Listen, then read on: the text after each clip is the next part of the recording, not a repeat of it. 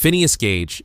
In 1848, Phineas Gage was working as a foreman on the Rutland and Burlington Railroad in Vermont. He was preparing an explosion, drilling a hole, adding blasting powder, the usual routine. But one tiny mistake changed everything. He forgot to pour the sand on top of the powder. When he slammed his iron tamping rod down, a spark ignited the gunpowder instantly. The rod shot upward with unbelievable force.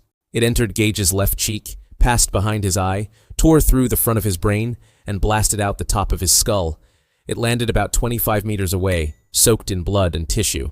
And, incredibly, Phineas Gage did not die. He remained conscious, speaking clearly, and even walked to a cart that carried him to a nearby hospital. But the true impact came afterward. As he healed, the people who knew him noticed he wasn't the same man anymore, once responsible and calm. Now he was impulsive, rude, and unpredictable. The rod had destroyed part of his frontal lobe, the region responsible for personality, judgment, and self-control. Gage's survival and the dramatic change in his behavior became one of the most important cases in neuroscience. It offered the first real evidence that specific parts of the brain shape who we are, how we make decisions, and how we behave. Phineas Gage lived for 12 more years. His survival, an iron rod passing through his brain and still living, remains one of the greatest medical miracles in history. Hugh Glass.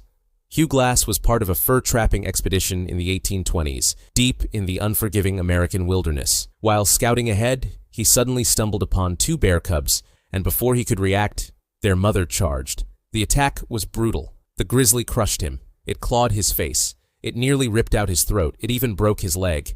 Glass tried to fight back, but it wasn't enough. His team heard his screams and rushed in, eventually killing the bear. But by then, he was barely alive. His injuries were so horrific that his team assumed he would die within hours. Two men were ordered to stay with him until he passed. But days went by, and Hugh Glass just refused to die. Believing he was moments from death, the men panicked and abandoned him. They left him alone in hostile territory. He was unable to walk, so Glass crawled. He crawled for nearly 200 miles, for 6 long weeks, dragging his shattered body across the wilderness. He survived on roots and berries. He followed the river inch by inch, crawling towards civilization.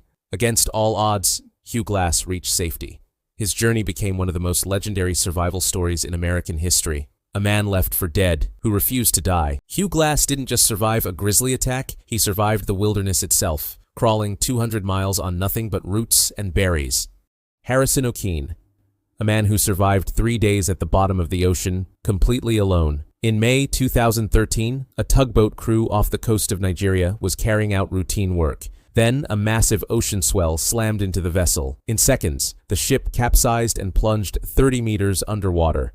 Most of the crew died instantly as the boat sank into total darkness. But Harrison, the ship's cook, was thrown into a tiny bathroom, and fate stepped in. As the boat flipped, a small air pocket formed, just big enough for one person to breathe. Harrison was trapped inside, barefoot, freezing, surrounded by rising seawater and the bodies of his crewmates. He had no food, no water, no light, and no idea if anyone even knew the ship was gone. For almost 3 days, 60 hours, he survived inside that tiny bubble of air. He stacked debris to keep his head above water. He prayed. He waited. And the freezing ocean slowly rose and fell around him. On the 3rd day, he heard something, divers searching the wreck for bodies. When Harrison reached out and touched one of them, the diver froze. He thought he was touching a corpse until Harrison's hand moved. The diver's helmet camera recorded the exact moment he realized someone was alive inside the sunken ship.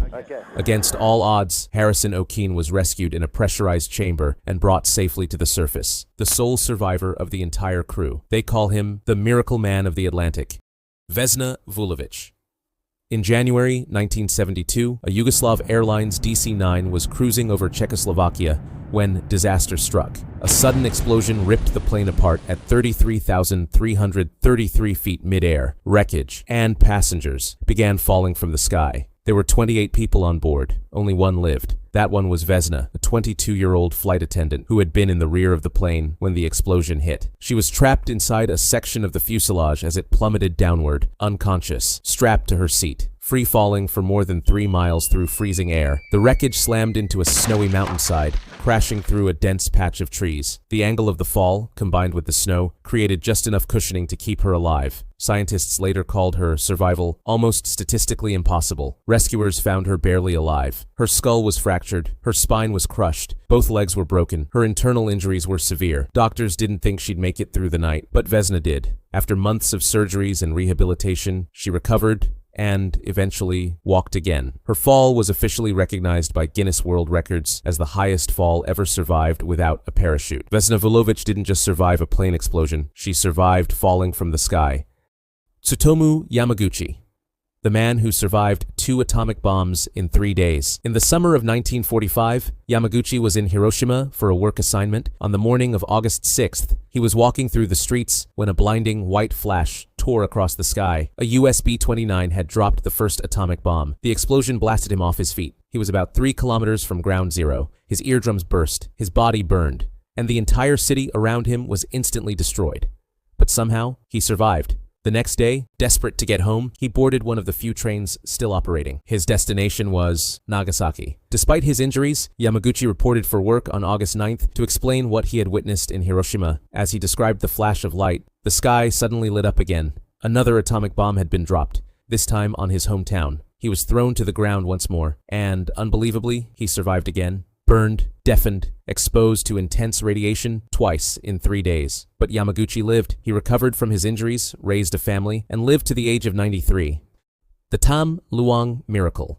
One of the most unbelievable rescue stories in modern history. In June 2018, a youth soccer team in northern Thailand went exploring inside the Tham Luang cave, a massive underground maze. 12 boys and their 25-year-old coach walked in, unaware that heavy monsoon rain was coming. Hours later, the cave started to flood. Rising water cut off the exit, forcing them deeper and deeper inside. They climbed onto a tiny rocky ledge, nearly 4 kilometers from the entrance. They were trapped. No food, no way out. For days, rescuers battled flooded tunnels, zero visibility water, and deadly currents. Many believed the boys were already gone, but on day 9, 2 British cave divers surfaced in a small chamber, and their flashlight revealed something unbelievable. All 13 were alive. Now came the impossible part, getting them out. The boys couldn't swim. The tunnels were extremely narrow. Some passages required long underwater dives in total darkness. So an international team of elite divers came up with a plan no one had ever attempted. Sedate the boys with anesthesia, strap them to stretchers, place oxygen masks on their faces, and guide them through the flooded tunnels, one by one. It sounded impossible, but over 3 tense days, divers carried each child through the dangerous, twisting cave, fighting currents, climbing over rocks, navigating pitch-black water, and against all odds, all 13 survived. The Tham Luang Cave Rescue became one of the most extraordinary missions ever attempted, proof of courage, teamwork, and the impossible made real. In honor, we remember the bravery and sacrifice of 2 rescuers, Saman Kunan and Beirut Pakbara, heroes whose bravery will never be forgotten. If you enjoyed this video, please hit subscribe to help support this new channel. Thanks for watching.